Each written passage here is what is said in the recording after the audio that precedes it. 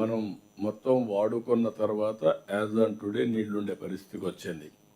Medium ఇరిగేషన్లో 40 TMC ఉంది, 56%.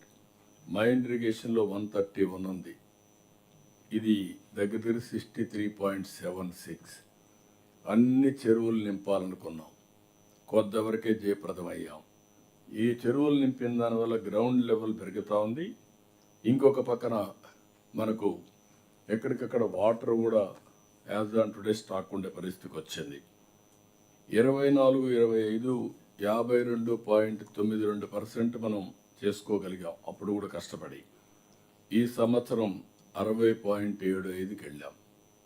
Next ఇయర్కి అందుకే సీజన్నే ప్రీపోన్ చేస్తున్నాం. మీరు గుర్తుపెట్టుకోవాలి, రెయినీ సీజన్లో కానీ రెయిన్ వాటర్ ఉపయోగించుకొని ఖరీఫ్ తెచ్చుకోగలిగితే అక్కడి నుంచి స్టోర్ చేసిన వాటరు రబీ కొంతవరకు మేనేజ్ చేసుకొని నెక్స్ట్ సీజన్కి ఇవ్వడానికి మనం ముందుకు పోయే పరిస్థితికి వస్తున్నాం. ఇది అందరూ కూడా సీరియస్గా తీసుకోవాల్సిన అవసరం ఉంది. వాటర్ సెక్యూరిటీ చాలా ఇంపార్టెంట్. దీనివల్ల గ్రౌండ్ వాటర్ టేబుల్ పెరిగితే దగ్గర గవర్నమెంట్ సబ్సిడీస్ 14,000 కోట్ల రూపాయలు. As on today we are giving power subsidy to different stakeholders. ఇందులో అగ్రికల్చర్కే ఒక 10,000 కోట్ల పైన ఇస్తున్నాం. ఎంత గ్రౌండ్ వాటర్ పెరిగితే అంత పవర్ కన్జంప్షన్ తగ్గుతుంది, ఎన్విరాన్మెంటల్ బ్యాలెన్స్ అవుతుంది.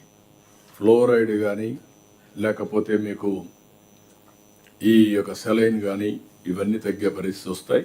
దీన్ని మీరంతా కూడా గుర్తుపెట్టుకొని ఫైనలైజ్ చేయాల్సిన అవసరం ఉంది. అదే సమయంలో మీరు చూస్తే అన్ని చెరువులకు నీళ్లు ఇవ్వడానికి, ఆల్ వాటర్ బాడీస్కి నెక్స్ట్ ఇయర్ నీళ్లు ఇవ్వడానికి ఇప్పటి నుంచే మీరు శ్రద్ధ పెట్టాలి. చిన్న ఉంటే అన్ని క్లియర్ చేసుకోవాలి. లాస్ట్ మైల్కి నీళ్లు తీసుకెళ్ళాలి. ఇంకొక పక్కన వెలుగొండ జూలైలో పూర్తి చేస్తాం. 30 ఏళ్ల వరకు నేనే ఫౌండేషన్ వేసాను. మళ్ళీ జూలైలో దాన్ని ఇనాగ్రేట్ చేసే పరిస్థితికి వస్తున్నాం. ఇది గ్రేట్ సాటిస్ఫాక్షన్. అదే సమయంలో పోలవరం 2027 ఎన్ని ఇబ్బందులు వచ్చాయో మీ అందరికీ ఐడియా ఉంది. అలాంటిది డయాఫామ్ వాల్ పూర్తి చేసి తప్పకుండా పోలవరాన్ని జాతికి అంకితం చేసే బాధ్యత 2027లో ఈ ప్రభుత్వం పూర్తి చేస్తుందని చెప్పి కూడా నేను మీకు తెలియజేస్తున్నా. ఇది కాకుండా ఉత్తరాంధ్ర ప్రాజెక్టులపైన, రాయలసీమ ప్రాజెక్టులపైన శ్రద్ధ పెడతాం. ఇంకొక పక్కన 6వ పాయింట్, 2027 చివరికి అన్నారు కానీ 2026, 2027 maximum March no exemption.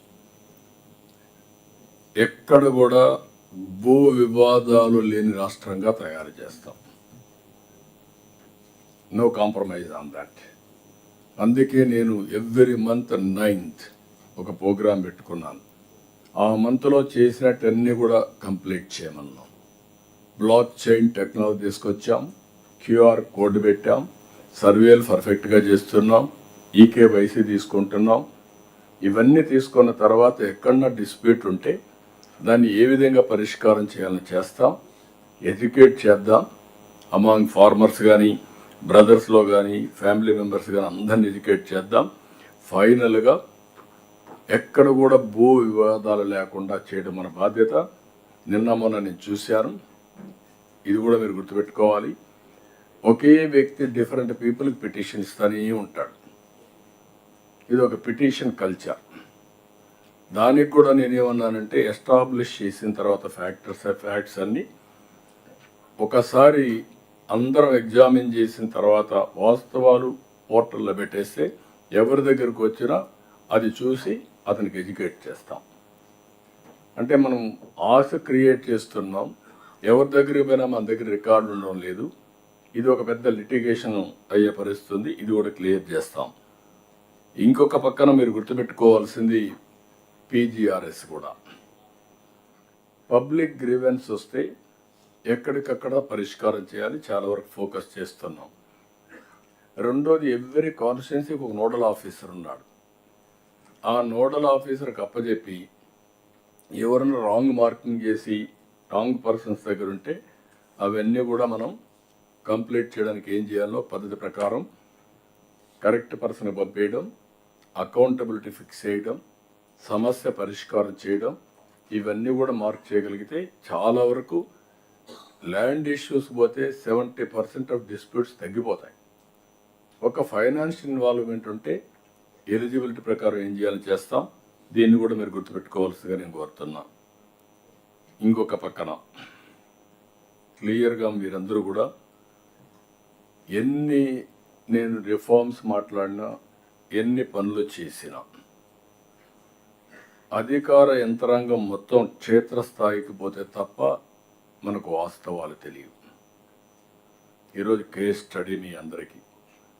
Srikakulam diarrhoea, Rajahmundry కల్తీ పాలు, వేట్లపాళెం కాకినాడ జిల్లాలో బాణసంచా సంఘటనలు. ఈ 3 సంఘటనలు నేను చూసిన తర్వాత చాలా బాధేస్తుంది. Somewhere we are missing, we cannot miss it.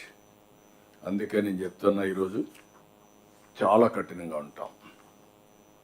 ప్రజల ప్రాణాలపైన లెక్క లేకుండా కొంతమంది బిహేవ్ చేస్తే అలాంటి వాళ్ళని అప్రమత్తంగా ఉండే. స్వార్థం ఎప్పుడూ సమాజంలో ఉంటుంది. అవకాశాలు ఎట్లయితే ఉన్నాయో ఛాలెంజెస్ కూడా వస్తూ ఉంటాయి. మనం ఫ్రీగా ఉన్నామంటే ఉదాసీనత వల్ల అడ్మినిస్ట్రేషను కింది వాళ్ళు కొంతమంది స్వార్థపరులు వచ్చి ఇవన్నీ చేసే పరిస్థితి వస్తుంది. ఈరోజు water contamination, is it not our responsibility? 3, food adulteration, what safety, food safety department is doing. 3వది ఈ బాణసంచాలు, ఇవన్నీ కూడా ఎక్స్ప్లోజివ్ ఉన్నప్పుడు what are all the safety measures we're taking? It is not on paper. I want to be very clear, we'll redefine all these things. It cannot happen. Anybody will commit failure unte concern officers పైన, ప్రజలు కూడా పిచ్చిగా చేస్తే వాళ్ళపైన కూడా కఠినంగా యాక్షన్లు తీసుకుంటే తప్ప ఏ కొద్ది మంది స్వార్థం కోసం సమాజంలో ఇలాంటి జరగడానికి వీలు లేదు. అందుకే నేను ఒకటే చెప్తున్నా, all collectors minimum 8 days in a month you must be in field. Then only you will have a grip. ఇప్పుడు నవే డేస్ మీ కంప్యూటర్ ఇప్పుడు పెట్టుకుంటే ఎక్కడికి పోయినా మీకు సేమ్ థింగ్. 8 days ఫీల్డ్లో ఉండాలి, ప్రజల్ని ప్రిపేర్ చేయాలి, అధికార యంత్రాంగాన్ని అప్రమత్తం చేయాలి. హెడ్ ఆఫ్ ది డిపార్ట్మెంట్స్ కంపల్సరీగా 1 week they should be in the field. 6 days they must be in the field. There is no compromise. First hand information మీకు తెలియాలంటే ఫీల్డ్కి పోతే తప్ప మీకు తెలియదు. డేటా ఉంది, డేటాను చూసుకొని ఫీల్డ్కి వెళ్ళండి. ఫీల్డ్కి వెళితే దీనికి డేటాకు ఫీల్డ్లో జరిగేటి 2 టాలీ అవుతాయి. ఏది వాస్తవం అధ్యయనం చేసుకొని కరెక్ట్ మెజర్స్ తీసుకోవడానికి అవకాశం ఉంటుంది. All senior secretaries 4 days a month